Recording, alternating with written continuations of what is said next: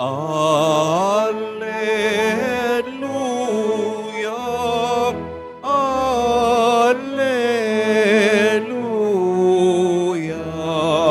Alleluia, Alleluia.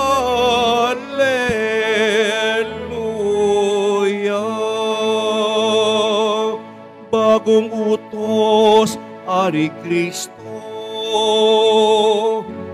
mag-ibigan sana kayo, katulad ng pag-ibig ko. Alleluia, Alleluia,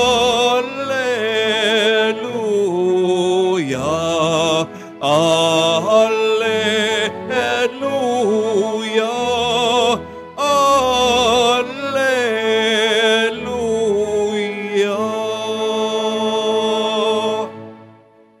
Sumainyo ang Panginoon. At sumairin Ang pagpapahayag ng mabuting balita ng Panginoon ayon kay San Lucas. papuri sa iyo, Panginoon. Noong panahong iyon, may isang iskribang lumapit kay Jesus upang siya'y subukin.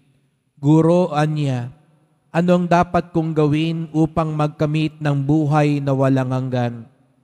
Sumagot si Jesus, ano ang nakasulat sa kautusan? Ano ang nabasa mo doon?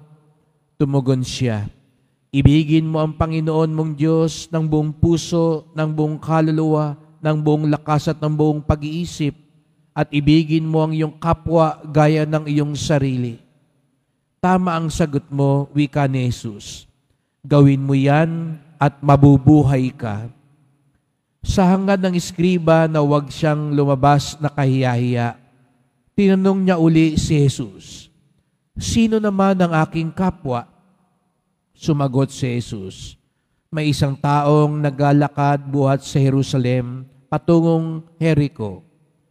Hinarang siya ng mga tulisan, kinuha pati damit at katawan, binugbog at halos pinatay ng iwan. Nagkataong dumaan doon ng isang saserdote at pagkakita sa taong nakahandusay, siya'y lumihis at nagpatuloy sa kanyang lakad. Dumaan din ng isang Levita, ngunit tinignan lamang niya ito at nagpatuloy ng kanyang lakad. Ngunit may isang Samaritanong naglalakbay na naparaan doon. Nakita niya ang hinarang at siya'y nahabag. Lumapit siya. Binusa ng langis at alak ang mga sugat nito at tinalian.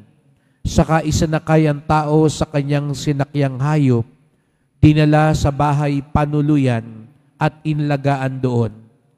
Kinabukasan, dumukot siya ng 2 denaryo. Ibinigay sa may-ari ng bahay panuluyan at sinabi, alagaan mo siya at kung magkano man ang kakulangan niya, babayaran ko sa aking pagbabalik. Sino ngayon sa palagay mo ang nagpakita ng kanyang pakikipagkapwa sa taong hinarang ng mga tulisan? Tanong ni Jesus. At nagpakita ng habag sa kanya. Tugon ng iskriba.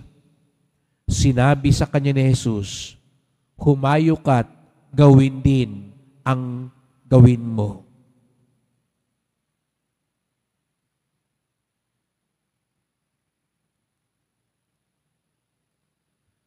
Ang mabuting balita ng ating kaligtasan. Pinupuri ka namin, Panginoong Hesukristo. Magsiupo muna ang lahat. Magandang umaga po sa inyong lahat at maligayang pagdating sa tahanan ng ating mahal na pong Jesus Nazareno.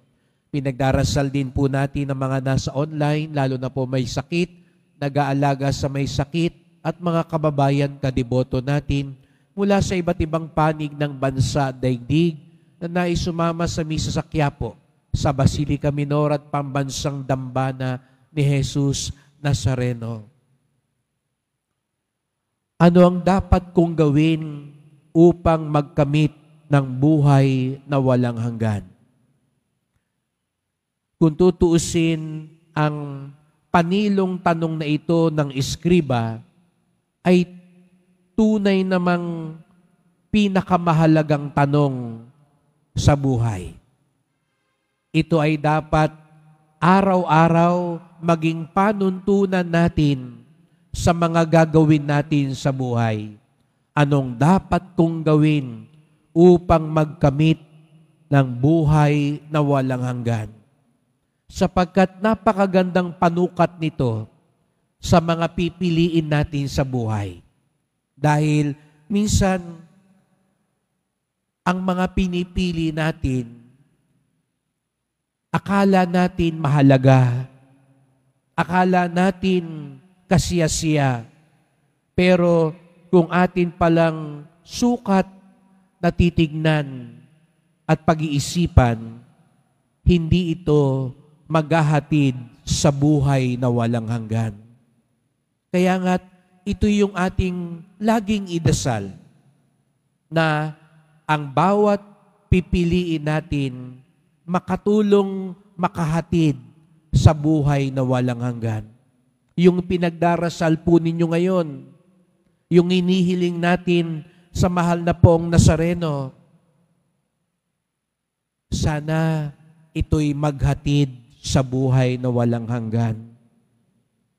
Dahil kung hindi rin naman, magbibigay lang yan ng kagalakan dito sa lupa, kaginawahan dito sa mundo, ibibigay lang yung luho o gusto lang natin, pero hindi pa rin pala ito magtutulay sa buhay na walang hanggan. Hindi yan ang tunay na biyaya. Kaya nga't ipinakita sa Ebanghelyo ngayon, yung pagmamahal sa Diyos at pagmamahal sa kapwa, isa ito sa magiging daan patungo sa buhay na walang hanggan. At pinaligom ito ni Jesus Nazareno, sino nga ba ang aking kapwa? Hindi ito yung kakampi ko lang, kakilala ko lang, kababayan ko, kamag-anak ko. Kung hindi, ang kapwa natin ay ang kapwa nilikha ng Diyos. Ang kapwa natin maging ang kaaway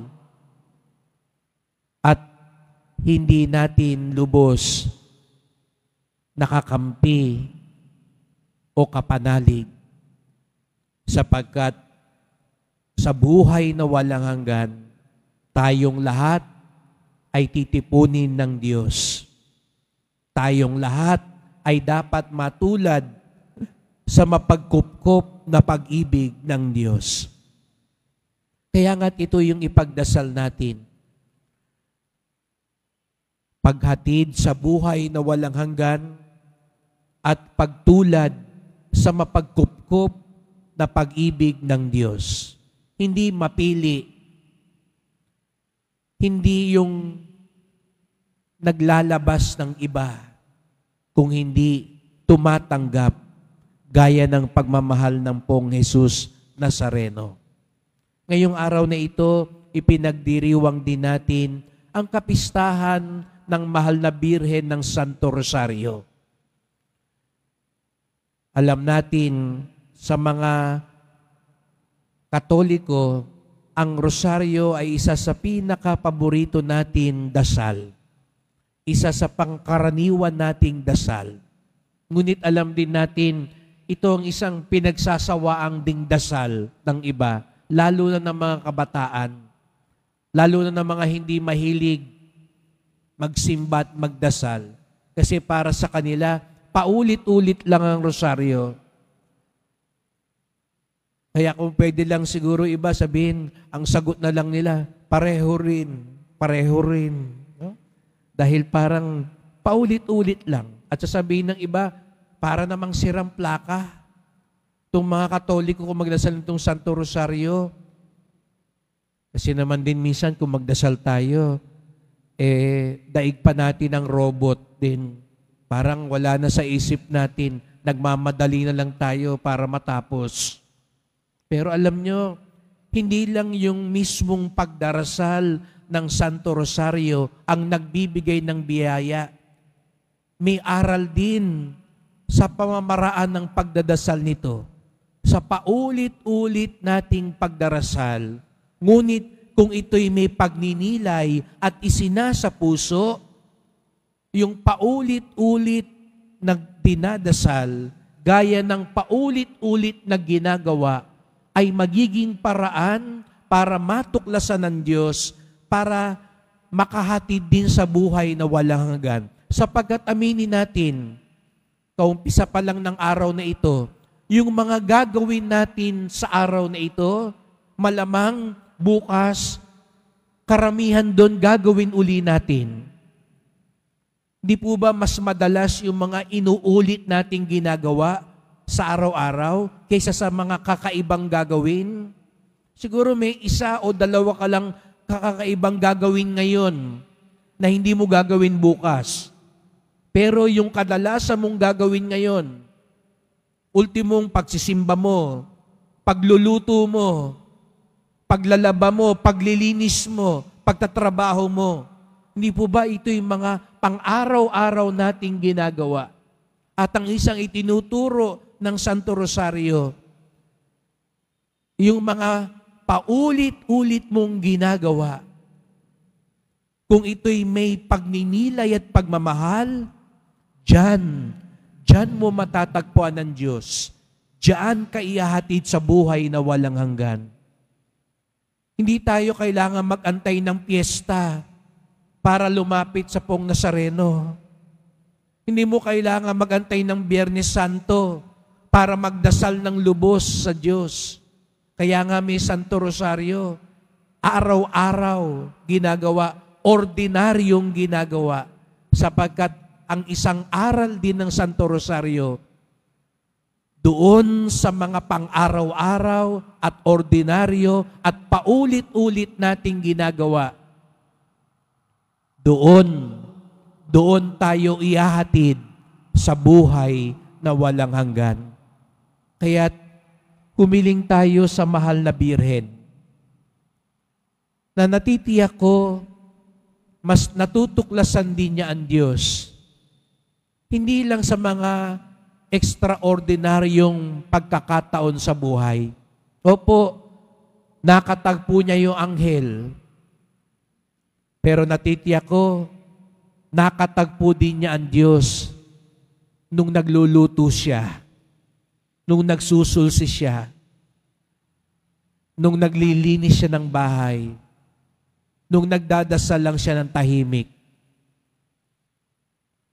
Tulungan niya tayo sa pagdarasal natin ng Santo Rosario, sa pagtatanong natin araw-araw, anong dapat kong gawin upang magkamit ng buhay na walang hanggan?